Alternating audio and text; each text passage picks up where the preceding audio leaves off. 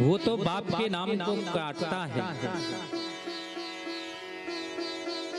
पता चला पिता की मृत्यु हो गई और 3 महीने बाद जाएगा तहसील में, हाँ, लेखपाल से मिलेगा और मिलकर जितने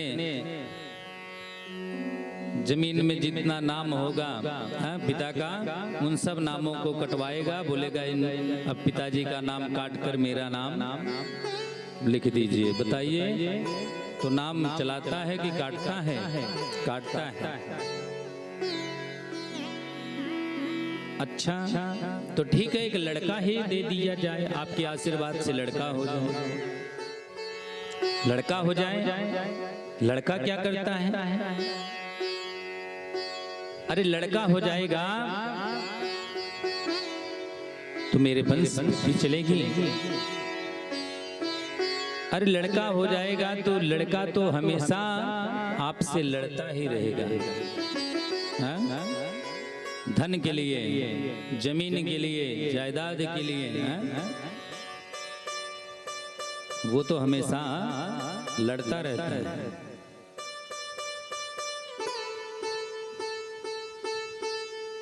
तो अपुत्रो गतिर नास्ति, आत्मदेव जी ने कहा बिना पुत्र के गति नहीं होती। हाँ ठीक है, बिना पुत्र की गति नहीं होती। यदि पुत्र निकल जाए, अच्छा निष्ठावान धार्मिक निकल जाए, तो वो ठीक है, वो पिता को गति पहुंचाता है।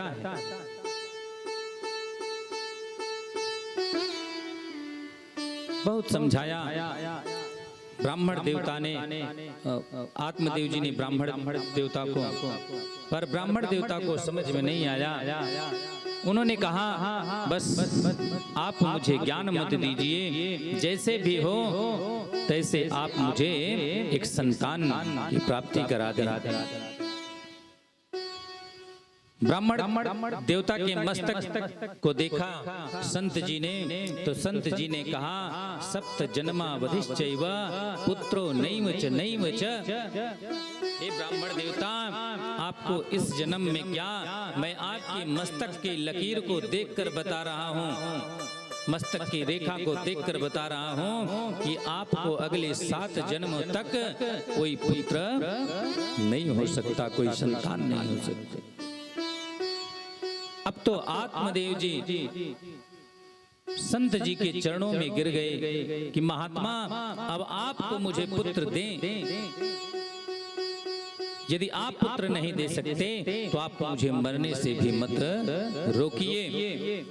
अरे जो महात्मा 7 जन्मों तक, अगले 7 जन्मों तक बता सकता है कि कोई संतान नहीं हो सकती, तो क्या आपके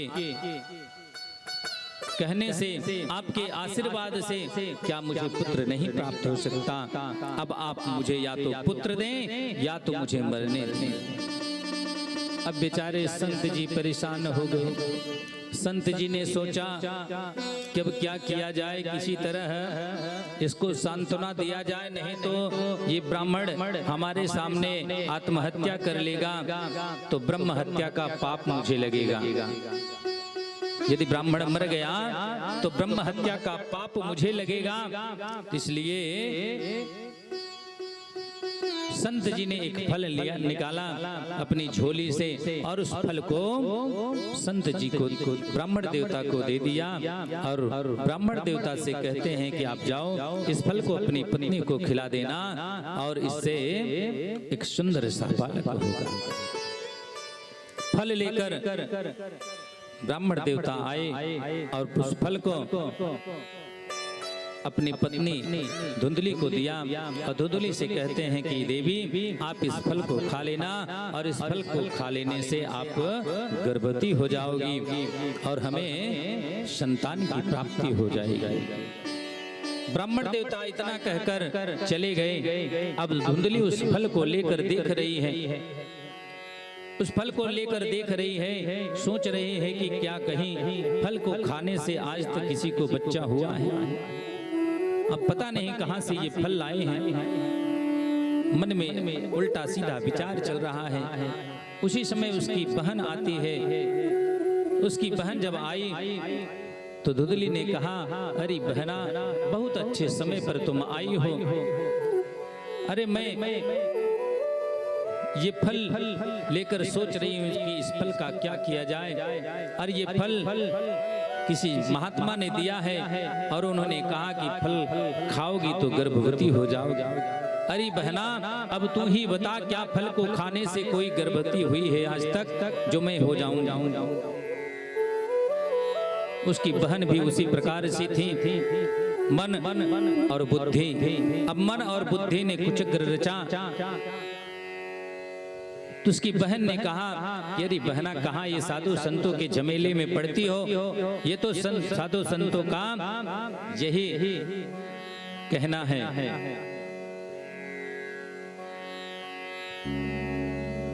तो छोड़, इस फल को मत खा। मैं इस समय गर्भवती हूँ और तेरे पास धन बहुत है, मेरे पास बच्चे बहुत हैं। अब ये जो बच्चा होगा, इस बच्चे को मैं आपको लाकर दे दूंगी। इसके बदले में आप मुझे ढेर सारा धन दे दीजिएगा। धुंधली ने कहा, ठीक है, ये सब तो मैं कर दूंगी, पर ये बताओ कि मैं ब्राह्मण देवता को, ब्राह्मण को कैसे समझाऊंगी अपने पतिदेव को? तो उसकी बहन ने कहा, उसमें करना क्या है, अपने पेट में कपड़ा बांधना और कपड़े बांधकर पति को बता देना कि ये जो आप फल लाए थे और ये फल बड़ा काम कर रहा है, बहुत बड़ा लाभ मिल रहा है इस फल से। बहन ने बताया। धुंधली ने कहा, बारी बहना, बड़ी अच्छी सलाह तुमने दिया, पर एक बात बताओ, इस फल का क्या किया जाए जो फल पतिदेव ने दिया है? तो उसकी बहन ने कहा, तेरी गैया भी तो आज तक कोई बच्चा नहीं दिया है, तो इस फल को परीक्षा के लिए उस गैया को खिला दो।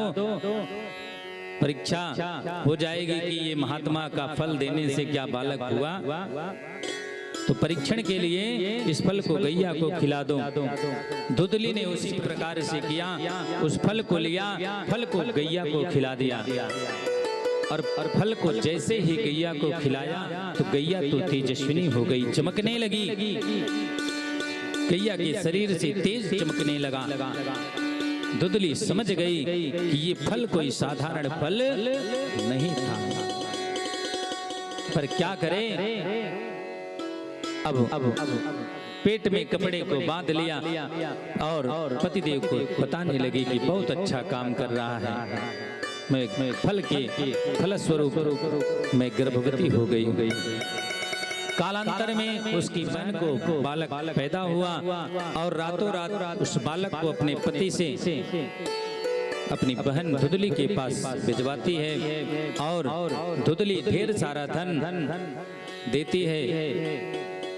और आत्मदेव को पता चला कि बालक पैदा हुआ है, तो आत्मदेव जी बड़े हर्षोल्लास से बड़े प्रसन्न हुए और प्रसन्न होकर खूब दान पुण्य कर रहे हैं, बधाई बजवा रहे हैं।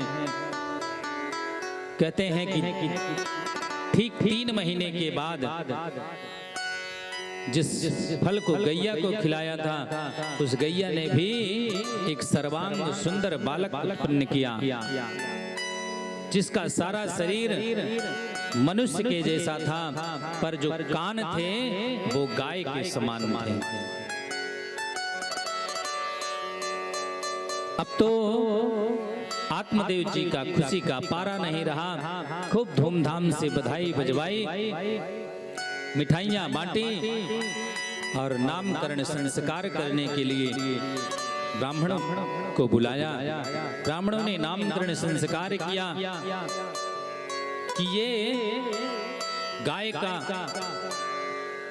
गाय के जैसे इसके कान हैं इस बालक का, इसलिए इस बालक का नाम होगा गोकर्ण, गोवत्स कर्ण, इसलिए गोकर्ण इसका नाम होगा।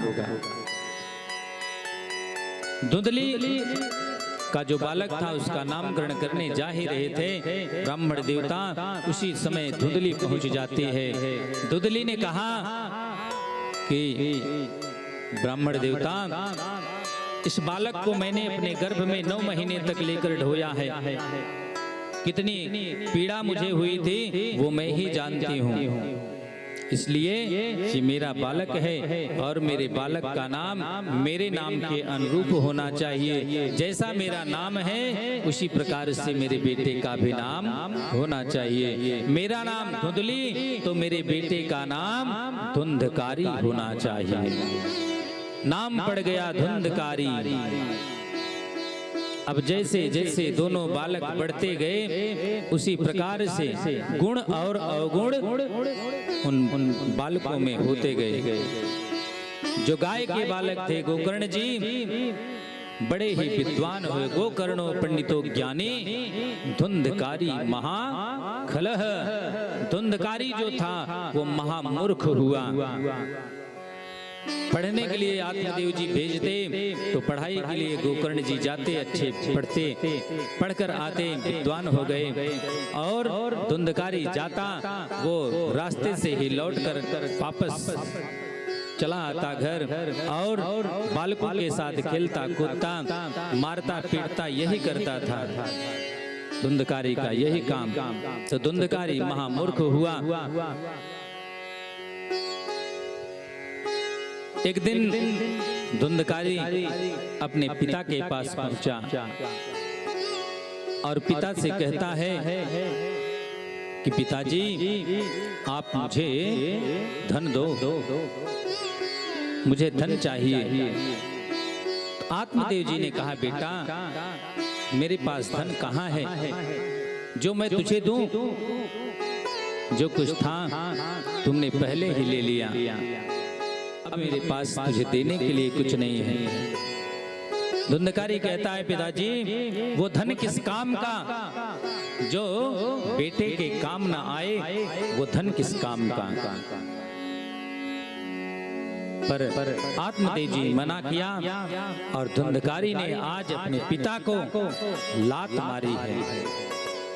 एक लात मारा और आत्मदेव जी जाकर सीधे गोकर्ण जी के पास गिरे, संत की गोदी में। गोकर्ण जी कौन है? गोकर्ण जी तो एक संत ही है। अरे वो लात बड़ी श्रेयस्कर होती है जो संत महात्मा की गोदी में पहुंचा दे। तो आज धुंधकारी ने लात मारा। आत्मदेव जी को दुख हुआ और आत्मदेव जी आज आत्महत्या करने के लिए जा रहे हैं। गोकर्ण जी ने समझाया पिताजी आप पहले भी आत्महत्या करने के लिए गए थे। कब? जब कोई पुत्र नहीं था तब। और आज पुत्र के लिए, पहले पुत्र के लिए आप मरने गए थे और आज पुत्र के कारण मरने जा रहे हैं, पुत्र के दुख के कारण। पिताजी आत्महत्या करना ठीक नहीं है। आप इस पुत्र मोह में जो फंसे हुए हो, इस माया में जो आप फंसे हुए हो, इस माया को छोड़ दो। माया अच्छी नहीं होती है, क्योंकि जितना आप प्रेम करोगे, ममता करोगे, उतने ही आप दुखी होगे। जिस चीज से प्रेम करोगे एक न एक दिन उसके लिए तो दुखी भी होना पड़ेगा। इसलिए पिताजी इस मोह माया के चक्कर में आप ना पड़े। एक भजन भी आता है ना, आजकल खूब चला है कि काहे माया में भुलाइल बड़ा तोता हो, खोता छोड़ के जाए के पड़ी। काहे माया में भुलाइल बड़ा तोता हो, खोता छोड़ के जाए के पड़ी। काहे माया में बड़ा तोता हो होता छोड़ के जाए के परे। सगरी स्वार्थ खातिर नीमन बाउल होता हो, सगरी स्वार्थ खातिर नीमन बाउल होता हो, होता छोड़ के जाए के पड़ी। काहे माया में भुलाइले बड़ा तोता हो होता छोड़ के जाए के परे।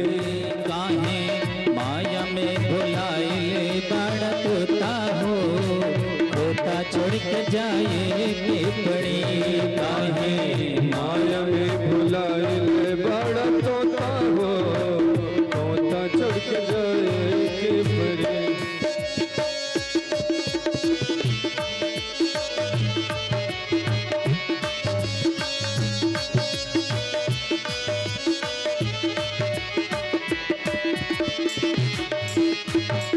जय हो।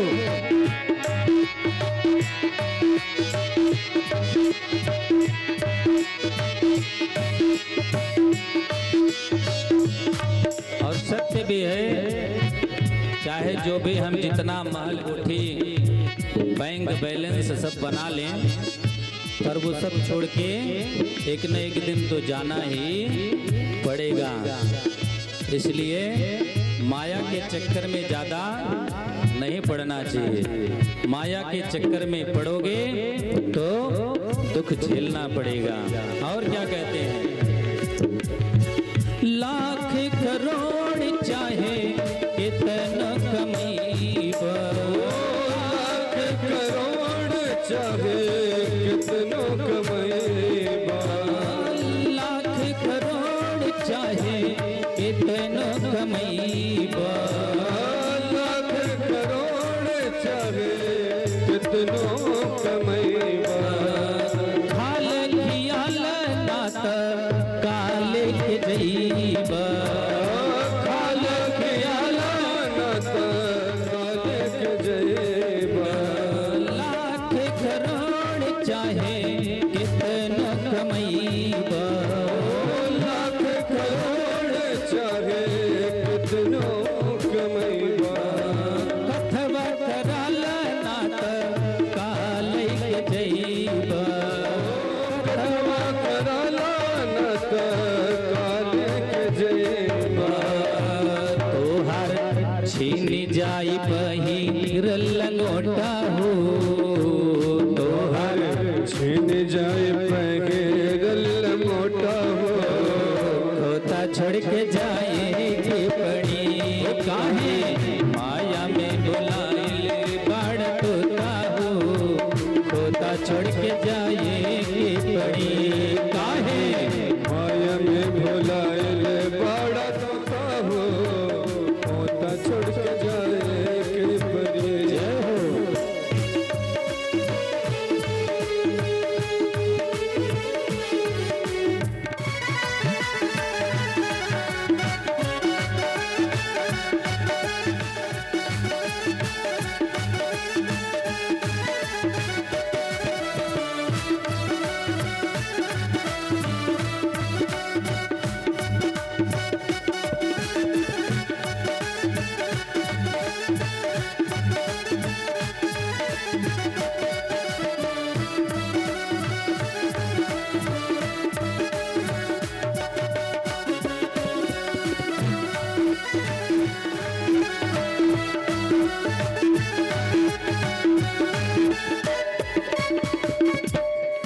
सही बात है कि चाहे जितना आप कमा के बैंक बैलेंस कर लो, वो आपके धर्म में काम में नहीं आएगा।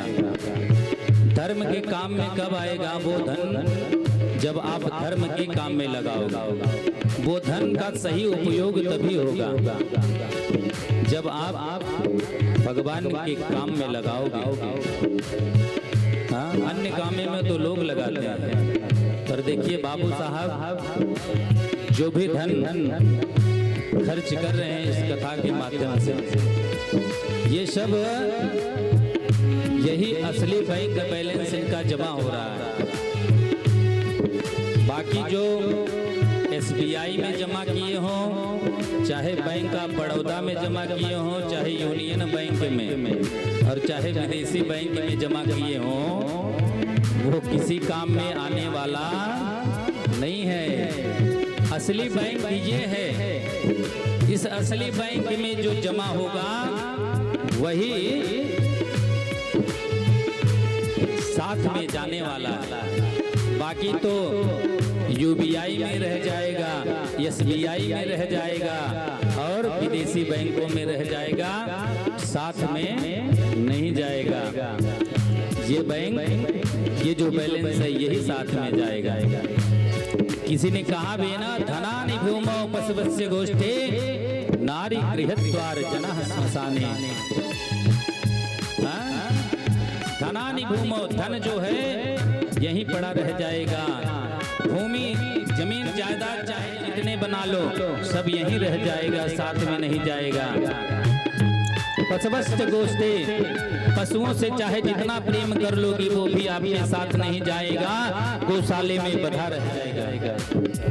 नारी गृहद्वार, पत्नी से चाहे जितना प्रेम करते हो आप, बहुत प्रेम करते हो, तो पत्नी भी आपके साथ में जाने वाली नहीं। वो कहाँ तक साथ देगी, सिर्फ घर में से रोते हुए निकलेगी, द्वार पर आएगी और वहीं के बाद आपके जब चार लोग उठाएंगे कांधे को लेकर जाने लगेंगे तो पत्नी साथ में जाएगी नहीं, वहीं से घर में चले जाएगी। नारी गृहद्वार जना श्मशाने, चाहे बंधु बांधव जितने बना लो वो भी श्मशान तक जाएंगे, चिता तक ये शरीर जाएगा। धर्मानि गो गच्छत जीव एक, सिर्फ एक धर्म ही ऐसा है जो इस जीव के साथ जाने वाला है और कोई नहीं। और क्या कह रहा है कवि, उड़ी जाए सुगना एक दिन लौट के न ताकी, उड़ी जाए सुगना एक दिन लौट के न ताकी, उड़ी जाए सुगना एक दिन लौट के न ताकी, उड़ी जाए सुगना एक दिन लौट के न ताकी। कहाँ बड़े भाई दोस्त कहाँ काका की, कहाँ बड़े भाई दोस्त कहाँ बड़े काके, कहाँ बड़े भाई दोस्त कहाँ काका की, कहाँ बड़े भाई दोस्त कहाँ काका के। राजा रंग हो चाहे हर जोता हो, राजा रंग हो चाहे वर जोता हो, खोता छोड़ के जाएंगे पड़ी, काहे माया में भुलायल बड़ा तोता हो, खोता छोड़ के जाएंगे पड़ी, काहे माया में भुलायल बड़ा तोता हो, खोता छोड़ के जाए परी। सगरी स्वार्थ का करने मन बाउर होता हो, सगरी स्वार्थ खातने मन बाउल होता हो, खोता छोड़ के जाएंगे पड़ी, काहे माया में भुलाए बड़ा तोता हो, खोता छोड़ के जाए परी। काहे माया में बुलाए बड़ा तोता हो, खोता छोड़ के जाए परी। काहे माया में बुलाए बड़ा तोता हो, खोता छोड़ के जाएंगे पड़ी। इसलिए माया के चक्कर में मत पड़िए। गोकर्ण जी समझा रहे हैं पिताजी को कि पिताजी इस ममता को त्याग दीजिए और भगवान का आश्रय लीजिए। महात्मा का सबसे बढ़िया श्लोक है, देहेंस्ति मांस रुधिरे विमतिम त्यजत्वा जाया सुतादिषु सदा ममता विमुञ्च पश्यामि निशं जगदिदं क्षणभंग निष्ठ वैराग्य राज्य रसिका भव भक्ति निष्ठ। पिताजी ये शरीर से प्रेम ज्यादा मत करिए, इस शरीर को त्याग कर, मोह माया को त्याग कर वैराग्य को अपनाइए, वैराग्य राग रसिका भव भक्ति निष्ठा। सिर्फ भगवान की भक्ति, भगवान के प्रति निष्ठा होनी चाहिए, वही साथ में जाने वाला। आत्मदेव जी को गोकर्ण जी ने बहुत समझाया, आत्मदेव जी को समझ में आ गया। आत्मदेव जी तुरंत घर परिवार को छोड़कर जंगल में चले गए और जंगल में जाकर वहां इसी भागवत के 10वें स्कंध का पाठ करते हुए उनको मोक्ष की प्राप्ति हो जाती है। बोल भक्तवत्सल भगवान की जय हो। आत्मदेव जी चले गए जंगल। अब गोकर्ण जी ने सोचा कि अब हमें भी तीर्थ यात्रा करने के लिए जाना चाहिए। गोकर्ण जी तीर्थ यात्रा के लिए निकल जाते हैं। अब धुंधकारी और उसकी माँ धुंधली, धुंधकारी आए दिन अपनी माँ को सताने लगा, माँ को मारने लगा धन के कारण। और एक दिन उसने बहुत मारा अपनी माँ को कि माँ, पिताजी ने जो धन दिया है वो धन मुझे दे दो। धुंधली रोती हुई कहती है कि बेटा, अरे जो धन था वो धन तूने पहले ही ले लिया और अब मेरे पास कुछ नहीं है। घर का सामान जितना था वो सामान भी तूने बेच दिया, मेरे पास कुछ नहीं है। धुंधकारी बहुत डंडे से पीटता है अपनी माँ को। इस प्रकार से अपनी माँ को सताना, माता पिता को नहीं सताना चाहिए। धुंधकारी ने धुंधली को बहुत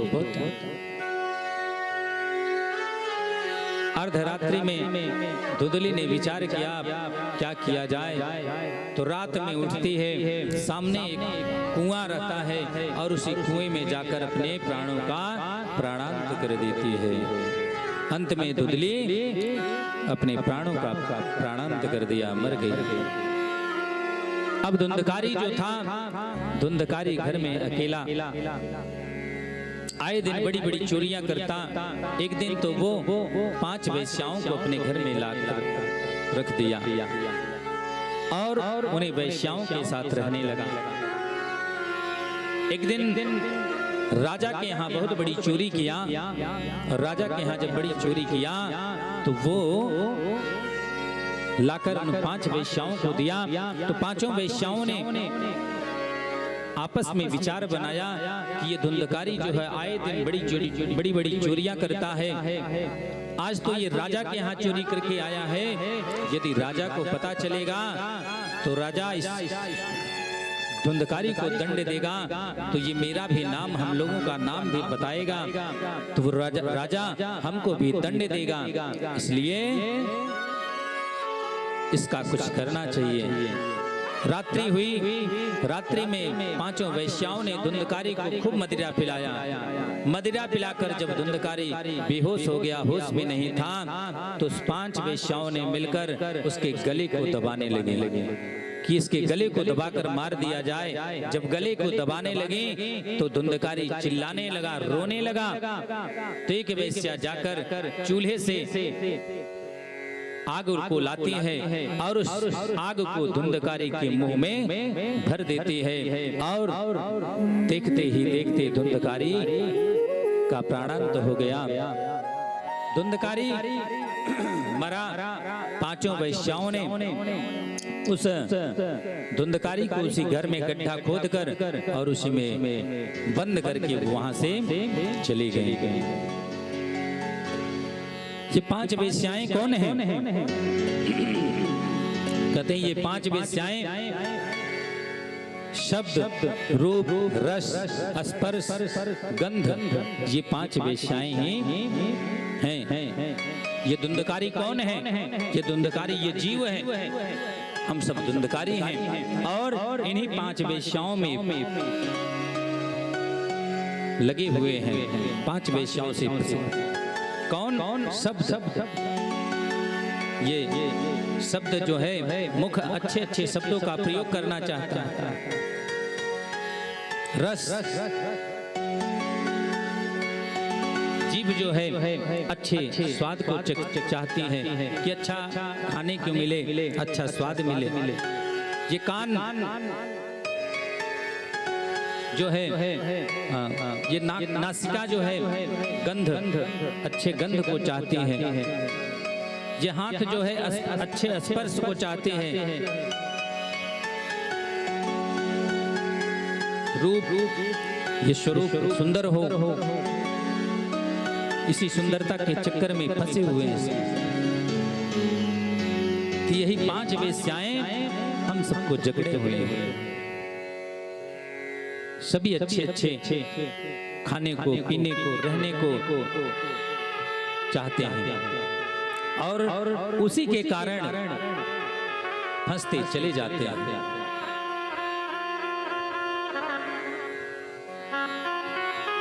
तो आज धुंधकारी का प्राणांत हुआ।